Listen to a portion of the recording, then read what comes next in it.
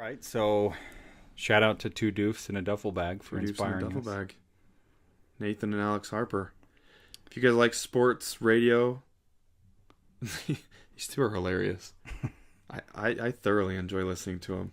And they know their stuff too, which is great. Yeah. They've got some videos out there of them setting up and whatnot. It's pretty funny. Well, we're following in their path, so we'll see how this works out. So this is my brother Jared. I'm Jake. We're called, back when Ocean's 11 came out, close family and friends referred to us as the two Mormon boys from the movie because we used to fight all the time. Pretty sure you were the one driving the big truck, in that scene. At that point, yeah. Yeah, I was driving the A few years later, you would have been the one driving the big truck, and I would have been the one driving the remote control just run truck. over my remote control RC truck. You were the smarter of the two of us back slowly then. Put down the antenna. And the little bit of the more nerdy one. Then we swapped places. Anyway, we wanted to... So our podcast is called... What is it called? Chin Straps. And baseball caps. Jared played football in high school. I was afraid of brittle bones and... I should have been afraid of it. Them turning into dust by bigger people. So I did not play. I did not have the capacity to put on that type of size of muscle. So you could have done it. But anyway, baseball's kind of more my passion. I think a goal of our podcast, what we wanted to do was take lessons that we learn from sports and apply them to our lives. And there's a little bit of background to that. Why don't you go ahead and kind of describe what you would like to get out of this? Well, I think it's interesting. I think in sports you can relate any aspect of sports to life, Yeah. I mean, we all go through hard times. We all go through great times, And I think back of the times that I was playing football and some of the team meetings that we had and some of the really funny moments and also really hard moments, coming off of a loss the next week, you've got to figure out how to build up your team again. I mean, I don't know if I could ever be a coach for that reason. Yeah. Trying to build up your team. I mean, let's say you're even out of the playoffs. So I'm a huge BYU football fan, right? Mm-hmm. And I look at them and their situation. They're not in a conference. They're not, they really don't have anything to play for if they lose a few games. Or a game. Yeah. Right. I mean, maybe a bowl game, but how many times can you go to Las Vegas Bowl and be satisfied? I mean, come on. Well, with the new stadium, maybe a lot, but yeah, they probably won't get invited. Probably doesn't even play anymore with the new stadium for them. Right. But, being a coach in any circumstance, but especially in theirs, has got to be really tough. I wouldn't want to do it. So I think just comparing, the life of an athlete and the life of these coaches and sports and the fans. And, I was listening to a radio show the other day and they were talking about March Madness. And I guess I think it was Cincinnati lost, it showed the kids just bawling their eyes out, several of them, because their team lost. And people You're talking about fans? Yeah. Yeah. And people were making, either making fun of them or criticizing CBS for showing them. And I'm like, well, geez, these kids actually have passion. They're passionate about their team. Their team just lost and they're heartbroken over it. I think that's great. I mean, there's life lessons that can be learned from that, from something really hard, from a fan's perspective, a coach's perspective, a player's perspective.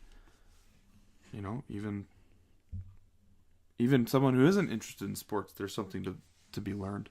Well, we have a tradition in my house that we started a couple years ago where we will watch famous baseball movies right before opening day. So one of the ones that we watch is Fever Pitch. That's a good one. Jimmy Fallon. Yeah, and he talks about, I can't remember the exact quote, but his uncle tells him, kind of beware of the Red Sox. They'll rip your heart out. I mean, they'd been in that long, long streak of, the curse of the Bambino. And it's so true, is the passion you have as a fan. I'm a Dodger fan, and the World Series was really tough to get over. especially for a fan, how ridiculous that kind of is. But pretty sure I sent you some pretty mean memes after that. Yes, you did. But I think that you can probably talk a little bit more to this too. Is I think in a 3-hour sporting event or 2 hours, whatever sport you're watching, you can see kind of a whole cycle of what life is like. Absolutely. The challenges you run into, where you just kind of at times feel like you've gotten curb stomped, and how difficult that is to try and bounce back from and not be discouraged and come back. I mean, you've seen a lot of athletes that their careers, when they've lost that big game or whatever, it's just they can't bounce back. Right. And right. Athletes that do, they just don't get beat very often. And what it's like, what's the difference in mentality between the two, and how do they approach it? That's so much different. So I think it's a fascinating thing. Kind of the reason that I wanted to approach it is I've had social anxiety my entire life and didn't really know or understand the feeling or what it was, or why I had it. It was just, to me, very intense butterflies in the stomach that just never went away. Right. And you couldn't sleep, you couldn't hardly eat or anything like that. And came to a head. I went and got a graduate degree. So Jared knows this story, but pursued a graduate degree. It was a 2-year program. And in between year 1 and year 2, I was kind of at my breaking point. My wife said, why don't you go see a movie, take the day, relax, just take some time off. So I did, went into about halfway through the movie, got up to go use the restroom, and went in the restroom and blacked out and hit the floor and had no idea what just happened or why it happened or anything like that. And went to the urgent care and everything checked out. I got a clean bill of health, and realized that I was kind of in some trouble. So looked to get some help. And I think my hypothesis is that I'd had a panic attack and was holding my breath, and it dropped me. So real fun experience, but I'll bet. Reason I love sports is that there's so many lessons that you can learn from sports, and the athletes that we admire so much. It is entertainment, and it, I think we can learn a lot from it. So I think my goal from this podcast is to help people that might be in similar positions to me or to what I was, and realize that you can reach out for help or find other ways to cope or whatever. And we'll probably talk, mostly sports, but maybe some other things too that we'll bring in every once in a while. But that's kind of my goal or my hope for what we're going to do here. Yeah. I find it fascinating the way that just like you said, you applied those situations to the sports that you love so much, to your Dodgers. Got their butts kicked. But I'm an Angels fan, so I'm not doing much better. Game 7 of the World Series, buddy. Hey. Game 7. A loss is a loss. But I think of, for example, the Philadelphia Eagles won the Super Bowl this year. Mm-hmm. They were at a point where they were chucking snowballs at Santa Claus. Their fans were so fed up. They had it with their team, but they never gave up on them, which is really interesting to me. Some of these teams that I worked with a guy. I just started a new job, but in my last job, I worked with a guy who was a huge Cincinnati Bengals fan. Oh, jeez. And I just asked him, I said, how can you be a Bengals fan? This is a team that plays for a number 1 draft every year. Yeah. And how is that working out for them? Not quite the Browns, but... Not quite, close. But, geez, they're pretty well in the same category there. They've actually been to the Super Bowl, but have not won. They have been. You're right. But you're right. You're kind of a glutton for punishment. And they went to the playoffs a few years ago mm-hmm. and lost in the first round, I believe. But what do they do? I can't remember. They anyway. I look at those kind of situations and I think, why would you ever put yourself through that? Yeah. Man, if you have a choice. But then in life, it's like, well, sometimes we don't have choices. Sometimes we just have to go through things. And I think that those bad teams, like the Browns, the Bengals, Yeah. You know, they help us overcome some of that because we think, okay, well, if they can overcome it, because every single season it's a clean slate. Every single season it's, oh, we're the Cincinnati Bengals and we're going to the Super Bowl this year. Probably not, but you can hope. I mean, like I said, I'm a BYU fan every year. It's like, well, is BYU going to be the team that gets into one of the big bowl games, or when the BCS was around, is BYU going to be the BCS buster this year? There was always those articles. BYU has a great chance. BYU has this. Yeah, in Sports Illustrated almost every year. Yeah. Because they always look good on paper, but then there's just something wrong. Something goes wrong, and BYU is notorious for tearing themselves down. I mean, there's stories and stories and stories of them getting down on themselves. Yeah. You know? Well, I think, talking about the mentality of sports and the different things like that, I think you can apply a lot of those lessons to life and the different situations. We as fans put ourselves through a lot of pain and anguish for that one payoff. I mean, you look at the Cubs, 108 years. Yeah. And, I mean, they were horrible a couple years ago. I mean, horrible. Right. They hired Theo Epstein, and he came and kind of ripped the whole thing down and started over. And that's when they got, I think Rizzo was already in the organization, but, Chris Bryant, different things like that. Right. Signed John Lester and built that thing from the ground up. And that's basically what the Astros did. I've been a Dodgers fan. They did the opposite. They spent, $300 million and filled their lineup with a lot of aging stars, but good players, and came back and built it back that way. So it was a good experience, in their regard of building their team, and they haven't gotten to the promised land. But I mean, you think of even the athletes, and I think, what I would like to share is the lessons that I learned from watching sports, and I like to read about sports and different things. There's one athlete that I will, if he ever writes a book, Clayton Kershaw, I will absolutely purchase that book, and it's definitely something that I want to read. One of the reasons is that the guy works so hard. He's meticulous in how he works, in what he does, and how he does it. And he talks about. They asked him before the season started, you never talk about injury, and I believe he gave the two reasons. He said, well, you either talk about injury for one of two reasons. You're either using it as an excuse for your poor performance, or you want people to feel sorry for you. I don't see the sense in that. And I think he's been an example to me, and I've hit some, challenging times where I've got the butterflies. I can't seem to kick them. And he talked about, right after they lost the World Series, what are you supposed to do, You can't sit there and wallow in it or cry about it. You just got to get back up and go to work. And, like I mentioned earlier, opening day is kind of a holiday in our home. We were really stoked for it, excited for it. So they start off with the Giants, and Bumgarner, unfortunately, broke his hand. So, took a line drive off his throwing hand, I believe, and so he's out. So the Giants, have a kind of a last-minute plan to put this pitcher in, because they ramp up all spring to get on this schedule to prepare for the season. So I think his name was Block, came in, pitched a great game. Well, you have Kershaw, who gave up 8 hits.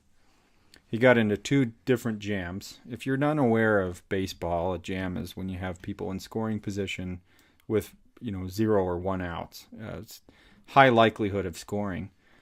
And he gets, I think he did it 3 innings in a row, at least 2, and, tricked the hitter into hitting into a double play. He relies on his teammates, gets out of his jam, double play, gets out of there. And so he pitches a great game, and kind of, comparing it to life. You go through these ebbs and flows in life where you hit a challenge and you have to rely on other people to kind of help you out, or a bit of luck in different situations to get out of it. And, there's a lot of parallels to that to me about Kershaw getting out of these jams. He relies on his teammates to do so, and gets out of these jams. So he goes through and he's pitching a great game. And then, Joe Panic comes up and snuck a home run. I mean, just feet around the foul pole. He had no belief that it was going fair, and hit a home run. And I mean, Kershaw he wasn't near perfect. He would probably be the first one to say he didn't have his best stuff, but really good pitching. Got out of some jams, and he still loses. He's still one of the best pitchers in the league, for right. Sure. And he loses 1-0. I mean, come on, you can't. Your team can't score 2 runs, so you lose 1-0. You give up 1 run, right, and you lose. And sometimes in life you're perfect or near perfect, and you still lose. You know. But I know Kershaw. If you read about Kershaw and his work ethic, the dude is up the next day. He ties his shoes at the same time every day. He's just meticulous in his work habits, and I would guarantee you he didn't take that loss and let it impact how much he's going to go work the next day. And I think in life it's an important lesson to learn that you can attack every day as a new day. Yeah. And every opportunity is a new opportunity to win, even if yesterday was a loss or whatever. So thought it was a real cool situation. Well, and I think that's what made Michael Jordan such an amazing basketball player. I mean, he worked his tail off. Yeah. He was always in there practicing and making sure that the jumper from this point of the court was perfect, and then he'd move on to the next and the next, and he was always working his butt off. But when he came up short, he never let it affect him. Well, I'm not going to say never, but most of the time he didn't let it affect him. He always just went out and affect him in a negative way, I guess is the best way to put that. Well, he came in the league as not a jump shooter, right, and not a defender. Right. It was like an athletic gift, and flipped both of those. Exactly. To being, arguably one of the best. Mm-hmm. My high school football coach said something to me one time. I was in a situation where, it was a hot summer day. I didn't really want to be there. I was, you're a high school student. You're kind of lazy. You're kind of just like... No. Right, yeah. So we're out at football practice. It's 95 degrees outside, and every day you'd hear those dreaded words line up. When those words are said, it's time for conditioning. It's time to run. Look, people, I hate running. It is the worst thing in the world. I mean, there's a reason why when football was over and McDonald's was open late, I chose McDonald's instead of running. I mean, I do not like running at all. It is not fun for me. I don't know how it could be fun for anybody. But I remember before that happened, I had gotten hit or in a tackle, I don't know, something. I twisted my neck, and I was kind of laying there, honestly, in hopes that the trainers would come and, keep me out of running. Say, oh yeah, you twisted your neck, you need to sit out. And then as the trainers are walking over to me, all I hear is my head coach yelling out, "Dallin, get up, you poor dumb bugger, and get back in the game." So okay. I got up, and not 5 minutes later, line up. Ah, crap. Okay, I guess this is my life now.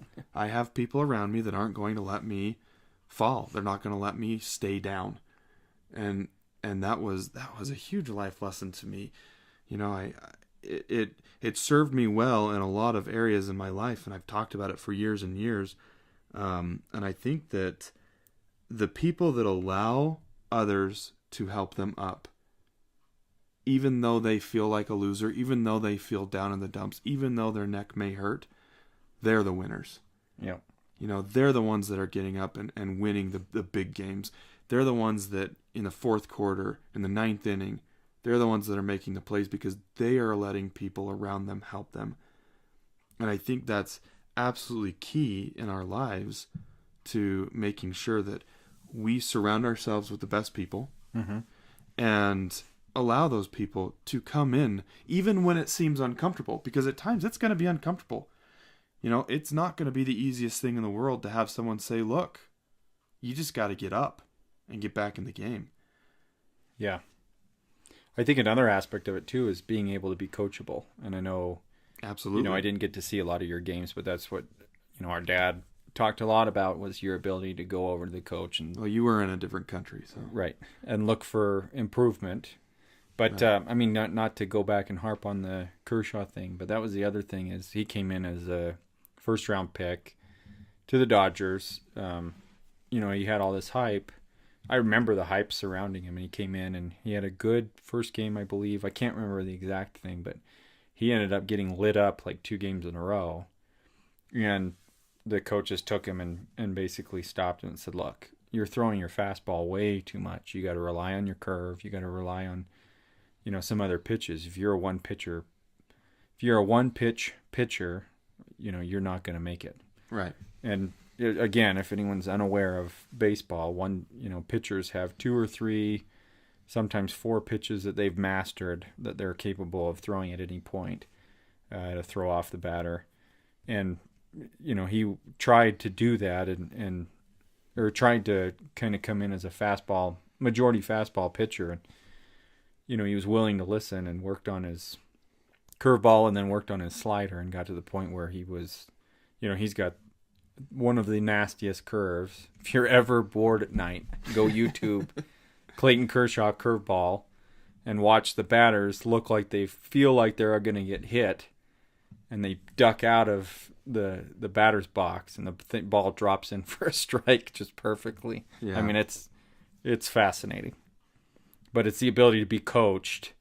You know, I mean, it's, you mentioned just being able to get up, but it's also the ability to be taught that what you're doing is wrong or how you can improve it or whatever. So get up when the things are really bad, but also be willing to listen to how to improve upon those situations. You know, I mean, if it's injury, it's one thing, but if it's, you know, getting pounded in a sporting event or something like that, it's something else. Yeah.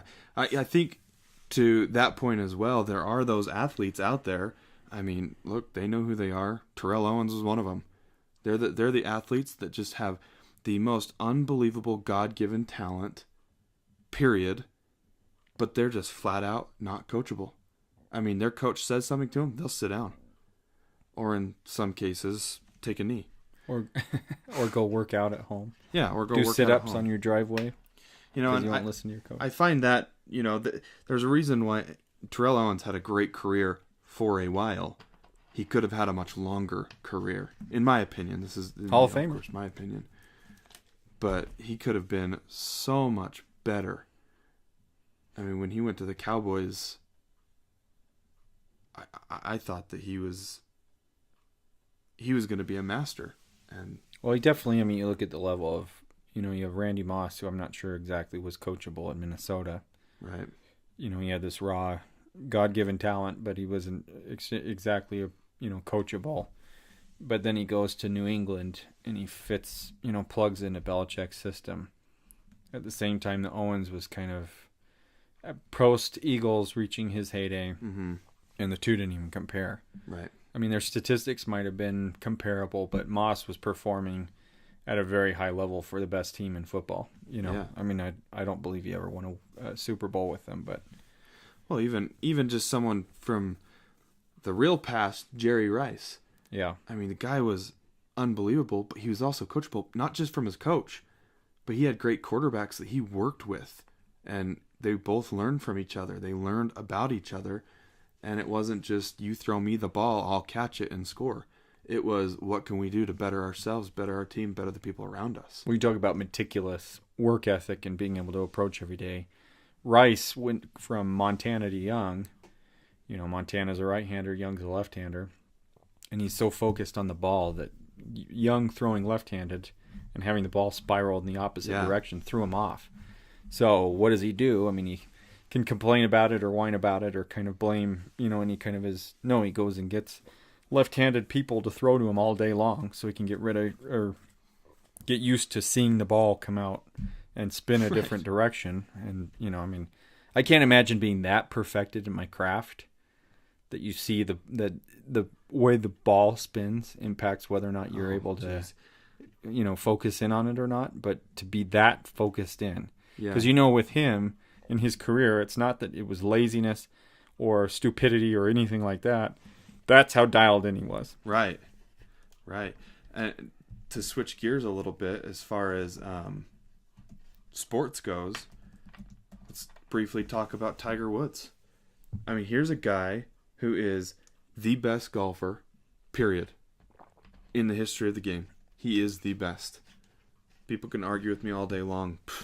Go for it. He's the best. And he falls off the face of the earth. He has some personal trials. He's got some scandals, whatever you want to call it, that come out there. He had some injuries. A lot of people said that he worked out too much and got too strong and it threw his swing off. Too big. Whatever it may be. Well, I'm pretty sure he's come in, second the last two tournaments, major tournaments? Not majors, but big tournaments. Right. I mean, everyone I'm talking to now, all the same people that were saying, "Oh, Tiger Woods his career's over. He's the worst. He'll never golf on that level again." All of a sudden, they're texting me and tweeting me and saying, "Tiger's back." I'm like, well, no kidding, he's back. Like him or not, personally, I don't really care. The guy has a work ethic that obviously shines. He can go out there and all of a sudden... Yeah, I didn't believe he'd come back. I didn't think he'd ever get back to even close to what he was. But I didn't know if he would either, but even Vegas has him for the Masters, had him projected to come in the top 10 or something like that. Yeah, I think that's... Well, I think the mentality, too, of people, and it's kind of talking about what we wanted to get out of this podcast and kind of share with other people of the lifespan of a 2 or 3 hour sporting event, depending on what sport you're watching.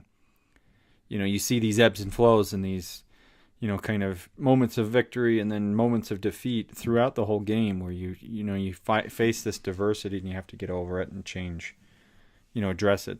The other thing is getting out of your own head and being able to look at the grand picture, the big picture of everything and see what it is. Take your, like the athletes that are dialed in, that have that focus. And, the Patriots, definitely not my favorite team by any stretch of the imagination. But the Super Bowl, 2 years ago when they're playing the Falcons, down 28-3 at the half. Right. And you have a situation where the Falcons basically could have stepped on their throat and it's over. And the Patriots just had this, ultra focus. They got out of their own, minds for a little bit, looked at the big picture, kind of broke it down brick by brick, what they had to do to come back. And the Falcons, you have the quarterback blaming the coordinator for not getting the plays in time. And, they start to kind of bicker and fight about it. And you have a situation where they, truth be told, if they're going to be honest with it, I think they would say, we got in our own heads. We stopped executing because we started to panic. And it's a situation where that lead disappeared. And the cool thing as a fan is you can sit there and watch it. It sucks when it's not your team, or when it's the team you're rooting for that you see start to fall apart. But the Patriots start to come back, and you knew it was over. And I mean, they're still down, by a couple touchdowns, and you just knew they were going to find a way to come back and win the game. And I think if the Falcons would have been able to stop them, it would have been a big shock to everybody. But you have that situation where you get out of your own head and you find a clear path to making up the difference that you've failed at. And I think comparing that to life, everybody goes through some bad times, and you have to get out of your own head and figure out, okay, brick by brick, how am I going to rebuild this to what I want it to be? Right. It's again, not my favorite team, but it's an interesting way of looking at life as a team came roaring back and found a way to win the game. Right. With an immense amount of diversity. Well, and there's always adversity, not diversity. Right. Just from the looking at the Patriots, to look at Josh McDaniels. He gets offered a head coaching job at the Colts, takes it, and then decides he's going back to the Patriots. They have a good enough system and a good enough program and obviously good enough support around each other. They work as a team. They work relatively well. I mean, there are those really hilarious videos of Tom Brady screaming at his coaches, which I find just super funny and watch them all the time. But there's a reason why people want to be there's a reason why people hate the Patriots too. I mean, we as a society, we're very jealous people. Very jealous. If our team isn't winning, if we're not winning, if we're not doing better than the next person, we get jealous and we don't like them. I mean, look at people's reactions when they look at like social media, Facebook. Like what you're seeing on social media, what you're seeing your friends post is the very best of their life. They're not posting the hard times. They're not posting the fact that they're on the bathroom floor in a movie theater because they had an anxiety attack. They're not going to post that. They're going to post the pictures of their great adventure in Scotland or, Scottsdale. I don't know. But you know what I mean? You're going to see the very best of their life. And it's our job as people to be happy for them and not get down over it. Yeah. It's our job as a people to do our very best, not worry about what other people think, what they're doing, what they're saying, but just to continue forward.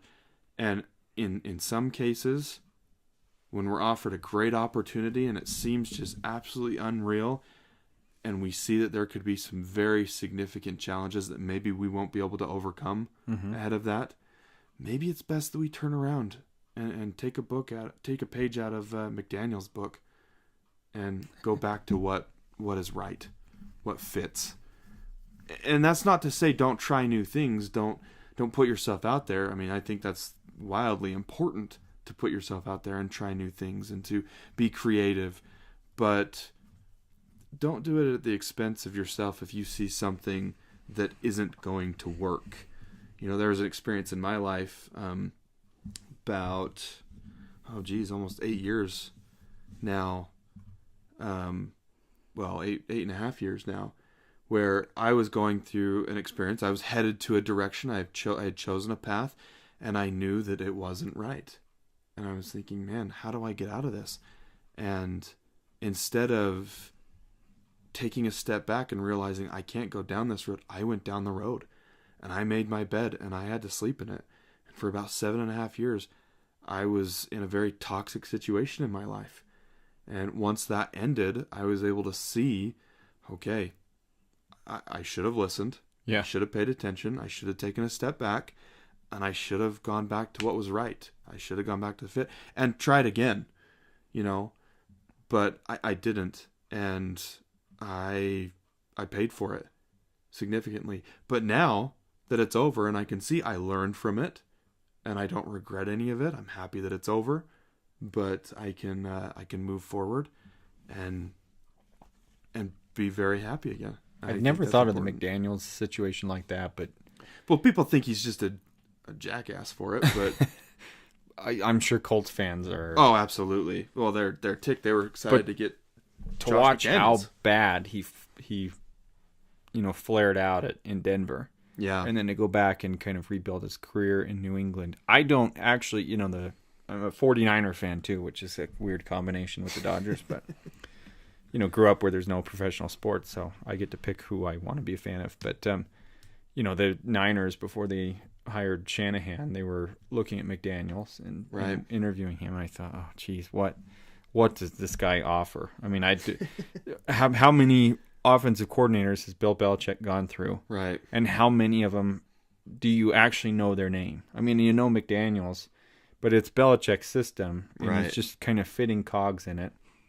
With Brady, of course, but I didn't ever understand. So it might have been, it's an interesting way of thinking about it with McDaniels, that it may have been, something he realized, like, this probably isn't the right fit. I'm probably not prepared to do this. But, one thing that I've learned from, it's kind of two things, but they apply in the same way, is with dealing with social anxiety, it's kind of looking at the world and understanding that you don't know what anybody else is going through. Right.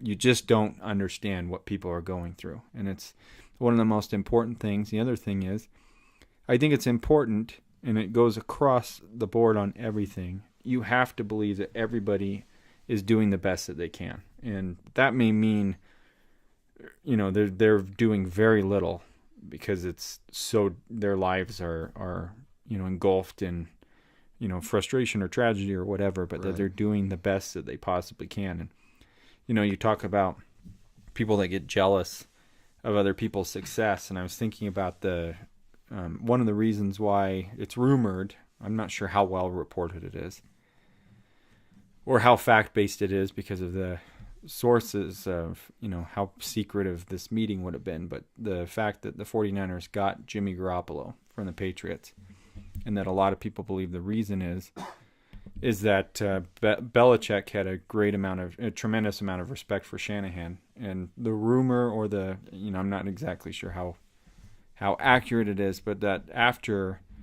the Super Bowl, and either in the combine or the owners' meeting, Shanahan actually met with Belichick and sat down and said, "What did I do wrong? Like, what caused us to lose this game?" And Belichick apparently spent an hour with him, walking him through it, and had so much respect for him that when it was time to move Garoppolo, he called Shanahan, "Do you want him?" And it was out of respect for the organization. The 49ers talk about brick by brick. They're building from the ground up. They've been in a bad spot since, right before Harbaugh's last year. But, Shanahan was able to go and learn from the people that were celebrating at his demise. I mean, it was their defeat that they were celebrating. And, that had to be a giant slice of humble pie. But the fact that he was willing to do it will likely pay dividends throughout his career. Right. And I think, being able to be, like you're saying, being humble enough to ask the right questions. Yeah. I think that's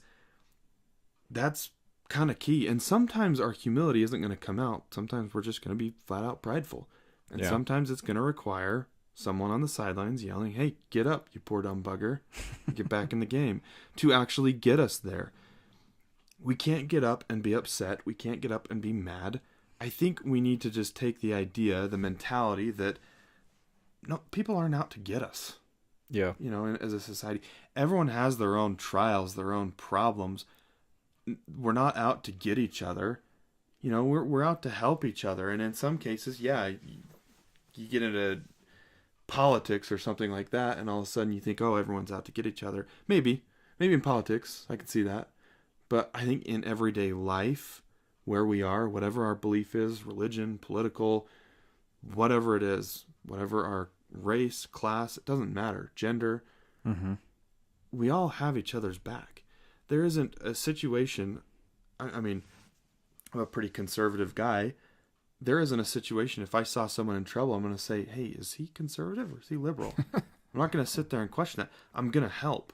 And I think that's 99.999% of people are going to do that, because that is how we are created. That's how we're wired, is to listen to each other and to help each other. It's when you have the outside forces telling us, "Hey, don't listen to that. Hey, don't help them. They're this type of person. Don't be that for them. Oh, they're just using this XYZ as a crutch. Don't help them. Let them figure it out." No, that doesn't work. That doesn't work. You step up, you help each other, you love each other, and you make sure that life is worth living for yourself and for them. It applies in life as much as it does on the field or the court or the rink or whatever. It doesn't really matter. It applies, because a baseball team, you love baseball. A pitcher, for the most part, is only as good as his first baseman, shortstop, second baseman, third baseman, outfield. Yeah. Because if he throws a terrible pitch and the batter hits a wild shot in center field, if you don't have a good outfielder that's willing to dive and sacrifice his body to catch it, to get them out,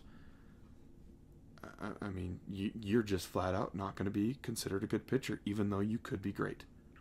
Well, and it's interesting because I think, I promise we won't focus only on the Dodgers. But hey, that's all right.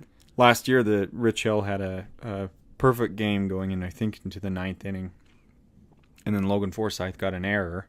So he lost his perfect game, but he had his no-hitter intact.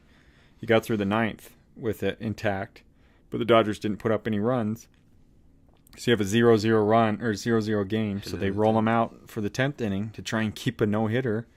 And he gives up a home run, and he was devastated. But they went in and they interviewed him afterwards and talked to him about, talked to his teammates first. And his teammates all, expressed how frustrated they were that they weren't able to get this guy a run to give him his no-hitter, because he had a no-hitter through 9 innings. I mean, he had a no-hitter. All they needed was one run, and they weren't able to get it. And they talked to Rich, and, how was it something, do you hold this against? No, I wouldn't hold this against my teammates. A perfect understanding of being able to do the best that you can do. I think he knew that his teammates were trying to go out and play and fight for him. And on the defensive side, I'm sure that they helped him out numerous times in that game to keep his no-hitter alive. But, the fact that they weren't able to produce on the offensive end, it didn't even faze him. Like, to him, he just said, no, I know my teammates are going out and working hard every day to try and win, and I would never hold that against them. Right. It's just a tremendous outlook on life. And I think, being able to, that is a daily challenge for me to understand or believe that other people are actually trying their best, because it has to be a broad spectrum. Right. To really actually be convinced that that's the way life is, you have to be able to view it from everything, from politics, from, celebrities, from athletes, from everybody. And there are some people that make it very challenging. Yeah. But you have to believe that in order to have success. And I think that's the key to moving forward in life and being able to get over your own trials, your own struggles, to not view the world in such a negative light. And like you said, if you see somebody in trouble, you don't sit there. I mean, it's amazing to me how many people are willing to judge other people when they're not in trouble. But when you have someone in trouble, they do not care. Right.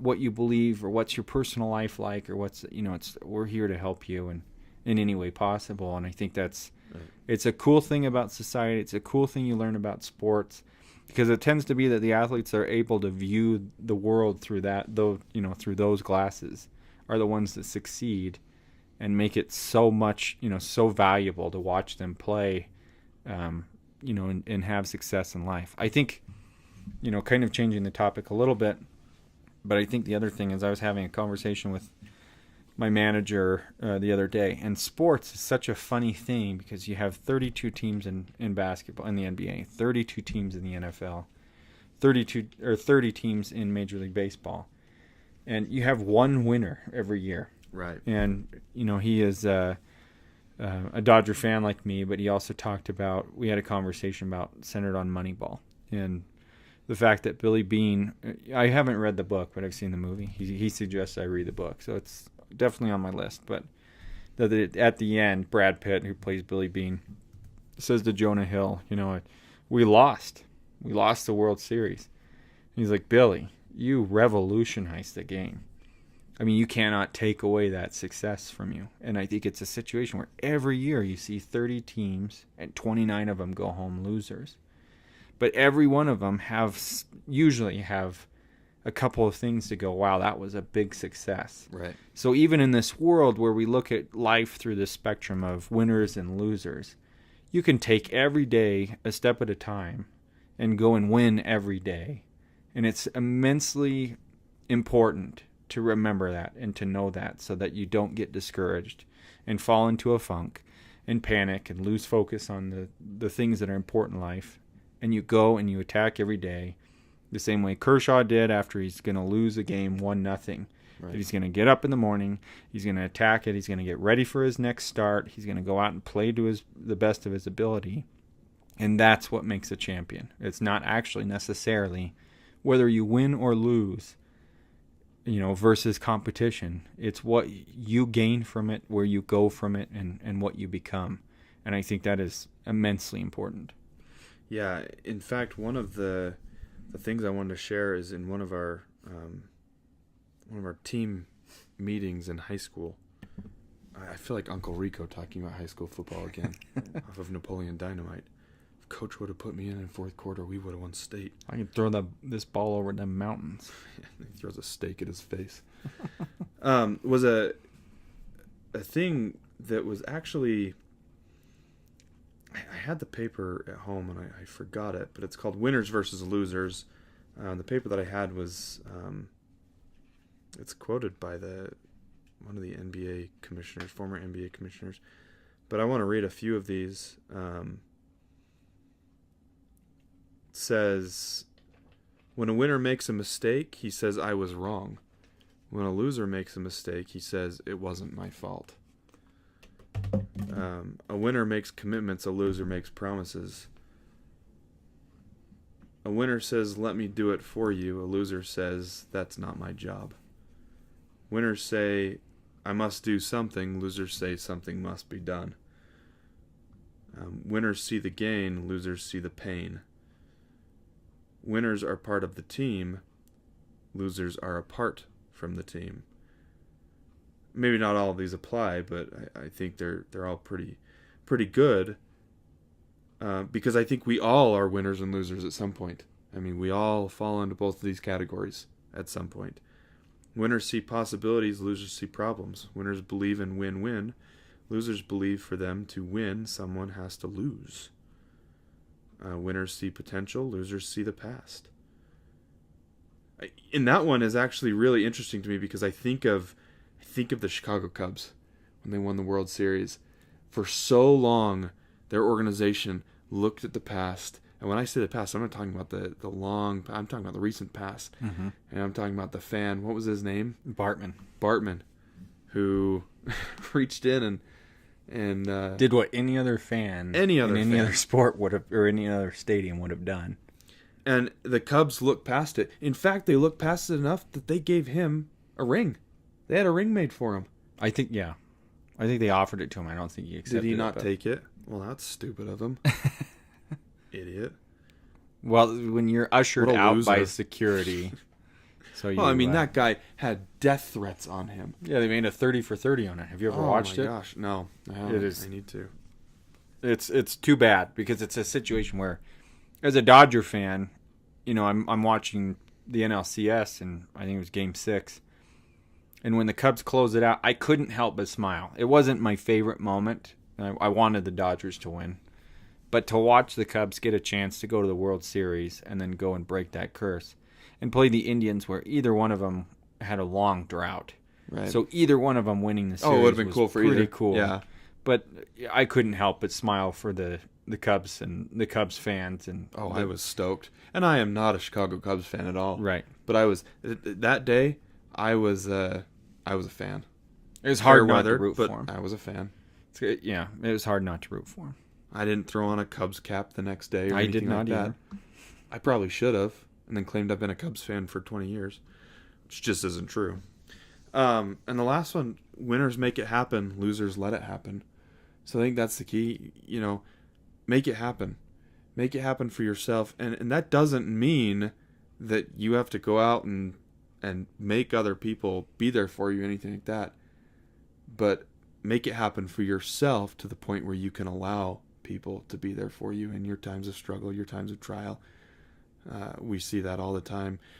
It's one of my favorite part of sports is the passion, the absolute passion that comes from a loss. And I'm not even talking about the passion of a win. That passion is automatic. That passion is given. That passion of, you win a Super Bowl, I'm going to Disney World. That's a given. Mm-hmm. But turn your heads to the other team next time you watch a championship game or a game that means something, a game that your season or your, whatever is on the line, and look at the losing team. Look at the passion that they have when they lose. You're talking about 350-pound pure muscle, manly men that can put on a helmet and pads and go out and just cream everybody and put their bodies and, frankly, their lives on the line to do it, bawling their eyes out. Yeah. Because they love the game and it's over for them that season. Yeah. I find that to be the most interesting thing of sports and to me the best part of sports. I remember, again, going back to my Uncle Rico, my Uncle Rico days, when we lost our high school playoff game, we played Highland. I remember going into that game, no one really felt good about it. We all felt we were scared. Let's be honest, we were terrified going into that game, but we still thought we could win. It was televised, and we're thinking, "Wow, this is great." And we got our trash kicked. I don't even know what the final score was, but I remember being on the field, and it was harder for me because I had several games before that, I had actually hurt my back pretty bad. And so I was not able to walk very well. But after that game, I kept playing because I was an idiot high school student. After that game, I remember it didn't matter. The pain, physical pain didn't matter. All that mattered was looking around at my team and seeing the pain that came from losing and the passion and the love that we had for each other. And I fell on the ground and just cried. And I realized at that point, this is so much bigger than a game. This is so much bigger than me. It's a brotherhood or a sisterhood or whatever hood you want. It's something that brings out passion, love, respect, devotion. You know, in my experience, some of the best people that I've ever known in my life have come from my time playing sports. Yeah. Don't have the same experience, but I do know what you're talking about. I think there's a fraternity that's built on a team like that, or sorority, or whatever whatever your team might be. But the same thing applies. It doesn't just have to be about sports. It can be about your work team. It can be about we're both LDS. We both served LDS missions, and it could be the team that you served with in France for you, Australia for me. It can be those people. You create lifelong relationships that maybe you won't talk to them in 20, 30 years, but you'll remember them. You'll remember the influence they had on you. Yeah, you go to battle every day for the same goal and trying to, accomplish the same things. And it's, if your mind is right, it's without fail. I think that's a lot of, what people are missing when they get kind of caught up in their own, stuff. And I think, for me, the whole experience of, being slammed by social anxiety and allowing it to overcome you to a point where you're not even sure how you're going to get up and approach the next day, and to start to figure out how to manage that, and then the lessons that you learn from that, and how you deal with people, how you interact with people, how you become more friendly, how you stop judging as much, how you, believe in others' abilities, or others, that they're trying, that they're doing things. It's immensely important to finding that success in life. So, yeah, I agree with, I think, the winner and the loser comments. And I think the thing is even if you deem yourself to be a loser, it's very easy to flip the script. Yeah, just flip it. You just have to rebuild and readdress kind of your scenario and how you're going to go about it, and fix it, approach the next day looking to be a champion. And all you have to do is win that day, or win a portion of that day. I think that's the biggest thing that I've learned through my life, and, through sports or whatever. If you lose today, you've got tomorrow. Every year the teams all line up to play again. Yeah. And there's another hope for another, hopes. They always talk about the fan. Every year before the season, everyone's undefeated. Yep. Hope springs eternal. You never know what's going to happen. And, you go out and play the game. I think that's the reason why, 94 teams through baseball, basketball, and football line up every year to play. Because I think if there were people that actually believed they had no shot, I don't think they'd line up to play. So Right, and every year, like you said, those fans, it's a new season, it's a new start, and for each of us, every single day is a new start. Right. Every single day, the sun's going to come up. That's the only guarantee that we have, right? That the sun is going to come up the next morning. And how are we going to deal with it? Are we going to wake up? Are we going to get out of bed? Are we going to look in the mirror and look at ourselves and challenge ourselves that day? Or are we going to stay in bed and stay down and not allow ourselves to feel? Not allow ourselves to feel the good and the bad, the winning and the losing, because we're going to learn from it both, all the way through. And if we're able to do that, we're on the right track. Yeah. If we can get up and get to work, and a lot easier said than done, I understand that, but worth it. Yeah. Very much worth it. Yep. Well, I think that's a good place to end. I agree. So we are the Mormon brothers from Ocean's 11. We don't bicker and fight like we used to. We're not running over each other's RC cars anymore. But we are chin straps and baseball caps. And the goal is to share, as many podcasts with you as we as people will want, or as we want to share, and with lessons that we learn from sports. And we'll try and take a lesson, away every week and kind of apply or look back in history and apply things in the past. But I think this will be fun to do. I agree. All right. There we go. So that's Chin Straps and Baseball Caps signing off.